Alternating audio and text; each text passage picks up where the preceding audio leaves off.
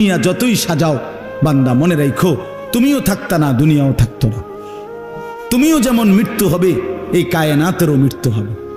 এই দুনিয়ার প্রত্যেক মানুষের মৃত্যু হলে সেটারে মৌত বলে, আর একদিন গোটা সৃষ্টি জগতের মৃত্যু হবে সেটারে কিয়ামত বলে। সেটারে কিয়ামত বলে। কেউ থাকবে না, আল্লাহ কথাটা বারবার মনে করাইছে। তোমার যেমন মৃত্যু হবে, সৃষ্টি জগতেরও মৃত্যু হবে। ইজা সামাউন ফাতারাত ওয়া ইদাল কাওয়াকিবুন তাসারাত। আল্লাহ বলেছেন ইজা শামসু কুফিরাত। আল্লাহ তাআলা এভাবে বারবার বলছে ইজা সামাউন শাক্কাত, আসমান ভেঙে যাবে, চূর্ণ বিচূর্ণ হয়ে যাবে, তারকারাজি খসে খসে পড়বে, সূর্য চন্দ্র আলোহীন হয়ে পড়বে।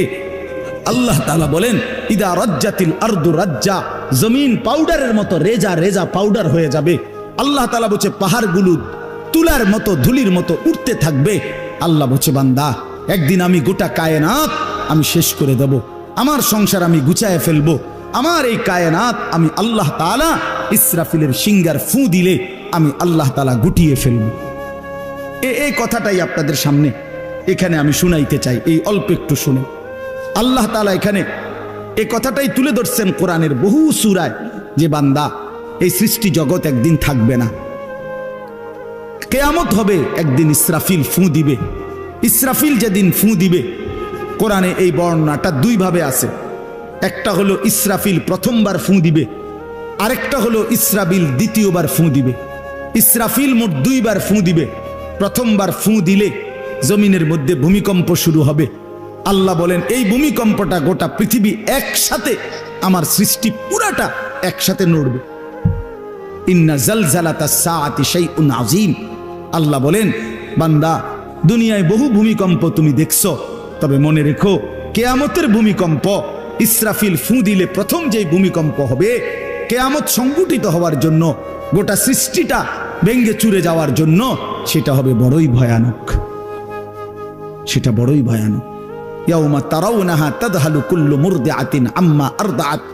কোরআন শরীফে আছে এই প্রথম ভূমিকম্প যখন শুরু হবে জমিনে, ইসরাফিলের ফু শুরু হবে, সব কিছু যখন ভাঙতে শুরু করবে, আল্লাহ তাআলা বলেন যে মা তার দুধের বাচ্চা কোলে দুধ খাওয়াচ্ছিল, ওই মা সন্তানকে ছুঁড়ে ফেলে দিয়ে পাগলের মতো ছুটতে থাকবে।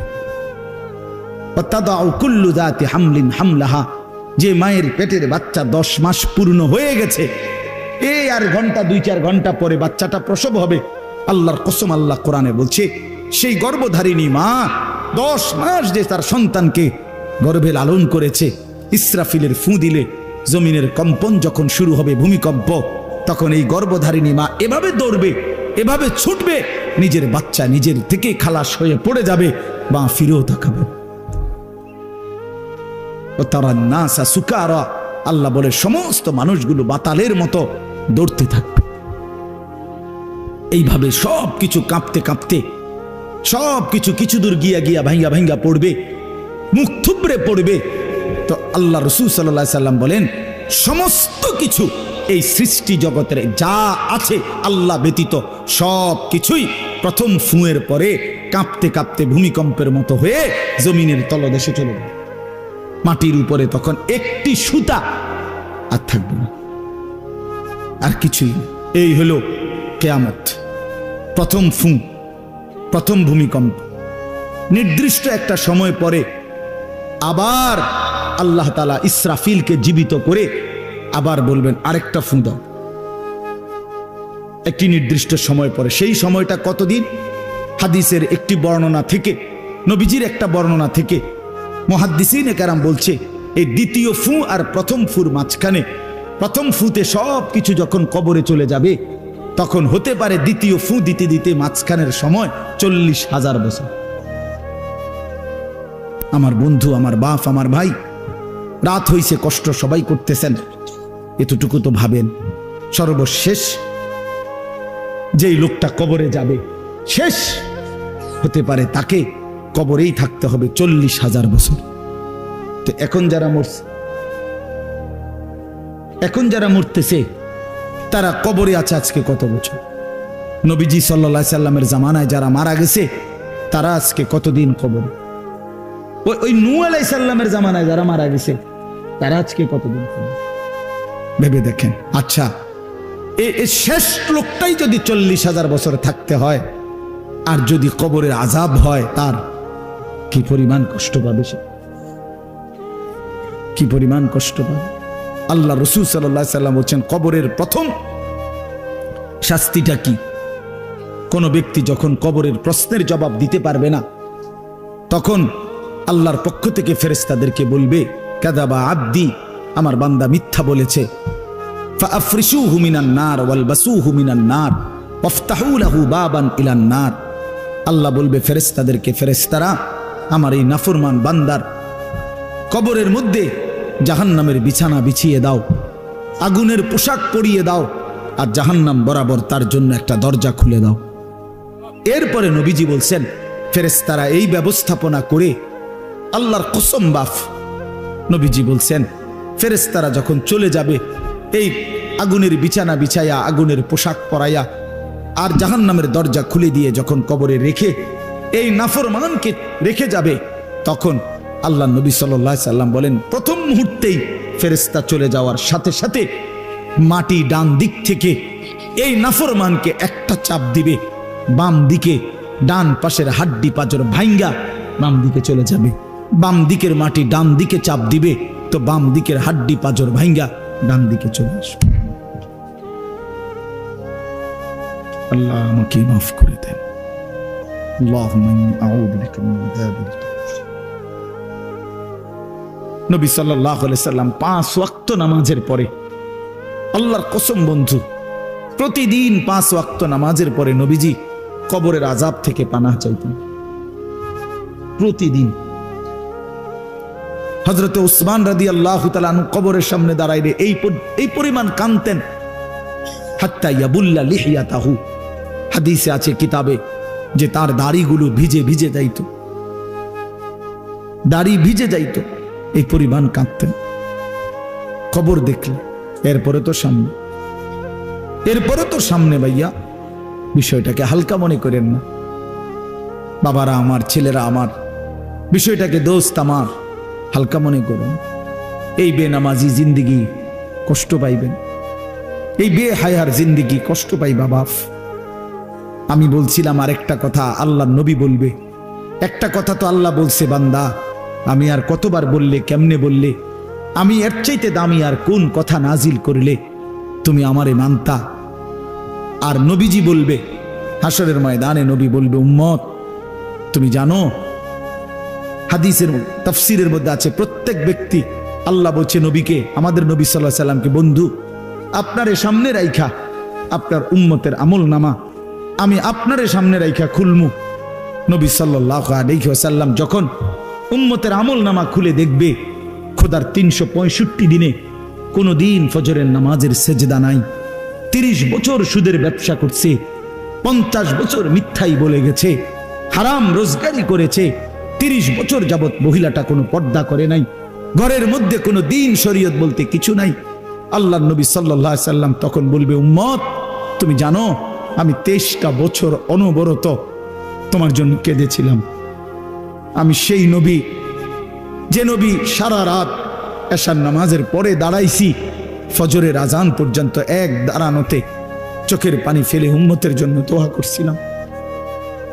আল্লাহ রসুলের স্ত্রী আম্মা জান আয়েশা বলছেন, নবী এই পরিমাণ কাঁদছে, এতটা লম্বা দাঁড়ায় ছিল উম্মতের জন্য, হাত্তা তাওয়াররামাত কাদামাহু, 2টা পাও ফুলে ফুলে গেছে। আল্লাহ নবী বলবেন, উম্মত আমি 23 বছর কাঁদছি রে, প্রতিটা রাত কেঁদেছি, দিন কেঁদেছি। আমি এই পরিমাণ, পিঠটা খুলে দেখাবে চাদর সরিয়ে, আমার উম্মত আমার পিঠটা দেখো, তায়েফের পাথরের আঘাতে আমার পিঠ কি পরিমাণ ছিদ্র ছিদ্র হয়ে গেছে। আমি সেই নবী, যে নবী তোদের জন্য পেটে ক্ষুধার কষ্টে পাথর ভাঙছিলাম 2টা। আমি উহুদের ময়দানে দান দান শহীদ করে রক্ত মাখা শরীর নিয়ে বেহুশ হয়ে লম্বা সময় পড়েছিলাম। আমার ঘরের চুলায় 3 মাস, হাদিসে আছে আম্মা জান আয়েশা বলছেন, নবীজির ঘরে আমরা 9 জন বিবি, উনি বলছে আল্লাহর কসম 3 মাস, কোনো দিন টানা 3 মাসে কোনো দিন আমাদের ঘরের চুলায়, 9 জন বিবির ঘরে কারো ঘরের চুলায় কোনো দিন আগুন জ্বলে না।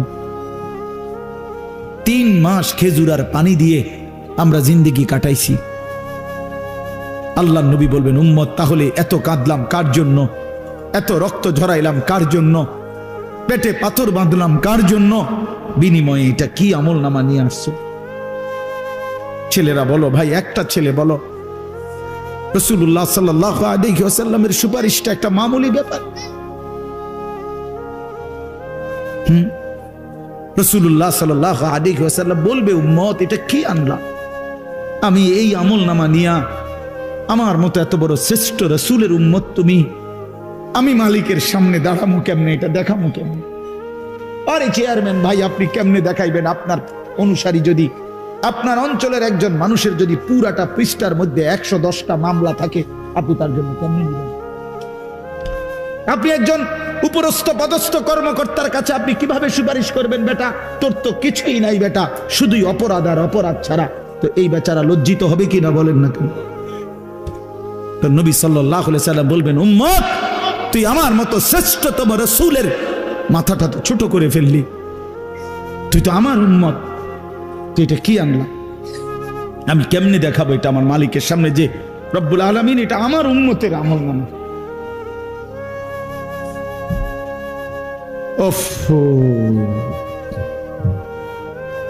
চলেন ভাই,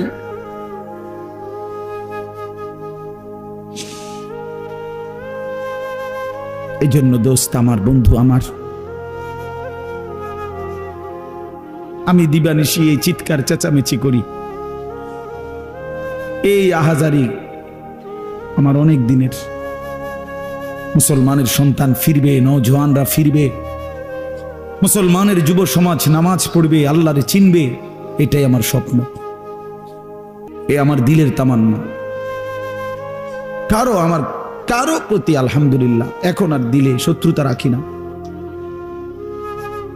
কারো বিরোধিতা, কারো প্রতি হিংসা করার কোনো সময়ও নাই, বিশ্বাস করেন, একদম সময় নেই, সময়ই তো না। আমি জুমার নামাজ পড়াইছি ঢাকা মোহাম্মদপুর আদাবর, আমার জুমা, ওইখান থেকে আমি জুমার পরে রওনা দিয়া মাগরিবের পরে রোয়াচালা বয়ান করছি, এশার একটু পরে ওই মুসাগারা বয়ান করছি, এরপরে এখানে এসে বয়ানে বসছি, শুধু অজু করছি, শুধু অজু, শুধু সময় বাঁচানোর জন্য মসজিদের খানাটা খাই নাই, হোটেলে, পথের একটা হোটেলে মদনপুর পার হয়ে আসা অল্প কয়টা ভাত খাইছি। এটা বলার উদ্দেশ্য হলো কেরামতি বুজুর্গি বুঝানো না, আল্লাহর কসম বুঝানো হইল এই কথার ফিকির যে কাউরে প্রতিপক্ষ ভাববার কোনো দরকার নেই, কোনো দরকার নেই। আল্লাহ আমাদের সবাইকে বুঝ দান করেন।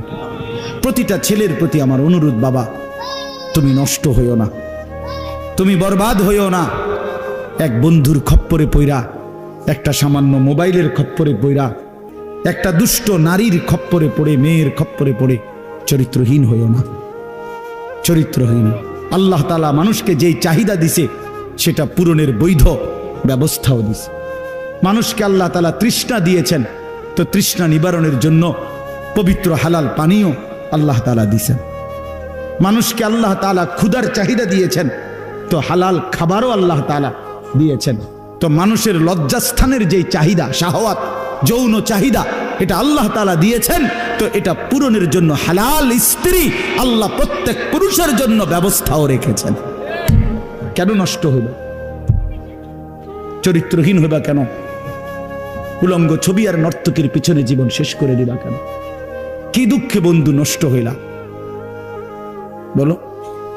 অনেক ছেলে তো এখানে বসছো মাশাআল্লাহ, কিন্তু অনেক ছেলের চেহারা দেখলেই বোঝা যায় ভাইয়া নামাজ পড়ো না, চেহারায় সেজদার চিহ্ন নাই। দোস্ত আমার, চিহ্ন নাই। আল্লাহ আমাদেরকে মাফ করে দেন।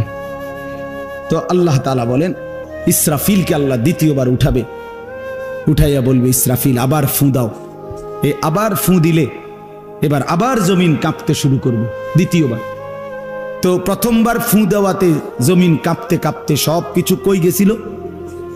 নিচে, মাটির নিচে। মাটির উপরটা কি? খালি, ফাঁকা না?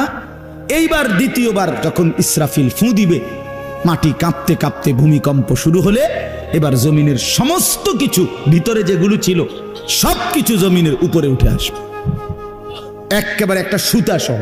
গরু, ছাগল, মানুষ, জিন, স্বর্ণ, রৌপ্য, হীরা, মণি, মুক্তা, জহরত, সব সব সব, শুধু মানুষ না, একেবারে সব কিছু, একেবারে আদম আলাইহিস সালামের জামানা থেকে ইসরাফিলের ফু পর্যন্ত যত কিছু মাটির তলে গেছে সব মাটির উপরে উঠে আসে। ইদা জুলজিলাতিল আরদু জিলজালাহা, আল্লাহ তাআলা বলেন এই দ্বিতীয়বারের ভূমিকম্প জমিনে যখন হবে, ওয়া আখরাজাতিল আরদু আসকালাহা, জমিন তার তলদেশ থেকে তার ভেতরে যা কিছু বোঝা জমিনের মধ্যে ছিল সব কিছু সে জমিনের উপরে তুলে দিবে। তুলে দিলে তখন তাফসীরের মধ্যে আছে এই যে স্বর্ণ, রৌপ্য, মণি, মুক্তা, টাকা পয়সা, হীরা, জহরত, অর্থ সম্পদ, এগুলোর স্তূপ থাকবে। আশ্চর্য কথা শোনেন, সরাসরি হাদিসে আছে, নবীজি বলছেন এই স্বর্ণ, রৌপ্য, মণি, মুক্তাগুলো তখন আল্লাহর কুদরতে কথা বলবে। এইগুলা, এই অর্থ সম্পদগুলা, মানুষের যে অর্থ সম্পদ, এগুলো কথা বলবে। কি কথা বলবে? চোরের ডাক দিবে, আইনা সারিক, এই চোর, এদিকে বাটফার, এদিকে এই সম্পদের জন্য চুরি করেছিলি, আজ যা দরকার নেই। আইয়ুহাল কাতি, এই ডাকাত, এদিকে, এখান থেকে নে, এই সম্পদের জন্য ডাকাতি করছি, নে এখন নে।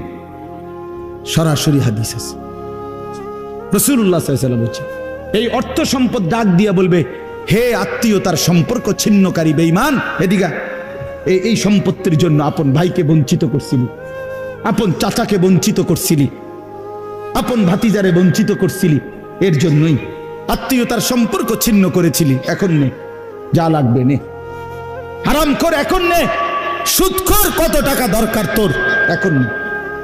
আল্লাহর কসম, মানুষ পাগল হয়ে যাবে, অবাক হয়ে যাবে। আর এটা কি? এই এরপরের আয়াত, ওয়াকালাল ইনসানু মা লাহা, লোকেরা বলবে এটা কি হলো, আরে এটা কি কারবার, এগুলো কথা কয় কেমনে, এগুলো কয় কি, এগুলা মানুষ সব অবাক হয়ে যাবে, বলবে একে অপরে মা লাহা, জমিনের কি হলো, এগুলোর কি হলো, এগুলো কথা বলছে কেন, এগুলো কি বলতেছে এগুলো? অর্থাৎ কেউ তো কিছুই নিবে না, নিবে কিছু, কথা বলেন না কেন কারো কোনো। তো এবার আল্লাহ বলেন ইয়াউমা ইদিন তুহাদ্দিসু আখবারাহা, আল্লাহ বলে বান্দা অর্থ সম্পদগুলো কথা বলছে দেখে অবাক হইলা, এখনো না দেখবা আসল খেলা, এখনো না দেখবা মেন খেলাটা, যে এখন দেখবা তোমার পায়ের নিচের জমিন, তোমার পুরা জিন্দেগির ভালো মন্দ সমস্ত কিছু তোমার সামনে আমি আল্লাহর সামনে বলে দিব। এখন শুনবে, এই জমিন তোমার ভালো মন্দ কথা বলবে। ইয়াউমা ইদিন তুহাদ্দিসু আখবারাহা, তোমার প্রতিটা মিনিট সেকেন্ড একাকী প্রকাশ্য, ঘরে বাহিরে, লোকালয়ে, আলোতে, অন্ধকারে, রাত গভীরে, দিনের আলোতে, তুমি যা ভালো করেছো তাও বলবে, তুমি যা মন্দ করেছো তাও বলবে। রাত গভীরে তাহাজ্জুদের নামাজ পড়ছিলা, এই জমিন এখন বলবে রাত গভীরে জিনা ব্যভিচার, মদের আড্ডা, জুয়ার আড্ডায়, নারীর আড্ডায় পড়েছিলা, এটাও এখন বলবে। শুনবে, এখন শুনবে। তখন লোকেরা বলবে হায়, জমিন কেমনে কথা বলে, সম্পদ কেমনে কথা বলে। তো আল্লাহ বলেন বিআন্না রাব্বাকা আওহা লাহা, এজন্য বলে যেহেতু আল্লাহ তাআলা আদেশ করেছে। আল্লাহ আদেশ করলে তার গোটা সৃষ্টি কথা বলে, তাহলে মূলত জিহ্বায় কথা বলে না, আল্লাহ আদেশ করলে গোশতের এই টুকরাটা কথা বলে। নাহলে যেই লোক, আপনারা কোনো বোবা দেখছেন, কথা বলেন না, বোবা মানুষ দেখছেন কখনো? তো বোবা মানুষের তো জিহ্বা নাই, ঠিক না? আছে না? আছে কিনা বলেন না? তো হে কথা কয় না কা, কথা বলে না কা কেন, মানে কথা বলে না কেন, মানে জিহ্বা তো আছে কিন্তু কথা বলে না কা। বুঝা গেল কি? আল্লাহর হুকুম হলে কথা বলে। যে কানে শুনে না, তার এখান দিয়ে এরকম কান নাই, তো হে শুনে না কান, তাহলে কানে দিয়ে শুনে না, আল্লাহর হুকুম হইলে শুনে। যে অন্ধ, সে তার কি এরকম চোখ নাই, তো হে দেখে না কান। মূলত আল্লাহর হুকুম হলেই চোখে দেখে, নাইলে দেখেন। তো ঠিক আল্লাহর হুকুম হইলে গোশতের এই টুকরাটা যদি কথা বলতে পারে, আল্লাহর হুকুম হইলে গোটা সৃষ্টিও কথা বলতে পারে, গোটা সৃষ্টিও কথা বলতে পারে। এবার আসেন এই শেষ ইয়াউমাইদিন ইয়াসদুরুন নাসু আশতাতাল লিয়ারাউ আমালাহুম, ফেরেশতারা সমস্ত মানুষকে দলে দলে দলে দলে গ্রুপ গ্রুপ করে ভাগ করে দিবে, আর এই ভাগে ভাগে লোকেরা নিজেদের পুরা জিন্দেগির আমলনামা দেখার জন্য, নেওয়ার জন্য নির্দিষ্ট জায়গায় যাবে। ফেরেশতারা বলবে যান, সামনে যান। সামনে গেলেই আপনার আমলনামা আপনি আপনার হাতে পাবেন, আপনি পড়বেন, আপনি দেখবেন, যান ওইখানে ফাইল দিতেছে, যান সবাই যান। এই দলে দলে মানুষ যাবে। এইবার আমলনামা যখন হাতে দিবে, আল্লাহ তাআলা বলেন ফামান ইয়ামাল মিসকালা যাররাতিন খায়রান ইয়ারাহ, এক বিন্দু ভালো যে করেছে সে তাও দেখতে পাবে। ওমান ইয়ামাল মিসকালা যাররাতিন শাররান ইয়ারাহ, এক বিন্দু মন্দ যে করেছে সে তাও দেখতে পাবে। প্রতি সেকেন্ড, প্রতি ঘন্টা, প্রতি মিনিট, প্রতি মুহূর্ত, প্রতি লামহা, প্রতি জাররা সে দেবে। জাররা এই শব্দটা হলো কোরআনের, এই শব্দটা একটি এতটুকু পরিমাপ তাফসীরের মধ্যে লিখছে লা জিনাতা লাহা, যেটার কোনো ওজন হয় না, মাপলে কোনো ওজন আসে না, এত সামান্য। মানে এটা 100 গ্রামও না, 1 গ্রামও না, 1 গ্রামও না, 1 গ্রামের অর্ধেকও না, অর্ধেকের অর্ধেকও না। এটা অণুও না, পরমাণুও না, এটা ইলেকট্রনও না, নিউট্রনও না, প্রোটনও না, কিচ্ছু। বিজ্ঞান তো এগুলো ভাগ করছে না, ভাগ করে করে আপনার অণু থেকে পরমাণু, পরমাণু থেকে এখন আরো ভাগ করছে। এই ইলেকট্রন, প্রোটন, নিউট্রন এগুলো ভাগ করতে করতে সূক্ষ্ম থেকে সূক্ষ্ম, সূক্ষ্ম থেকে সূক্ষ্ম বিজ্ঞান বাহির করতেছে। কিন্তু জাররা বলে যেটার কোনো ওজনই নাই, কিচ্ছু নাই, এটা এত সামান্য, মানে তুমি যেটারে কিছুই মনে করো নাই, আল্লাহ বলেন ওইটাই তুমি দেখবে, ওইটাই দেখবে।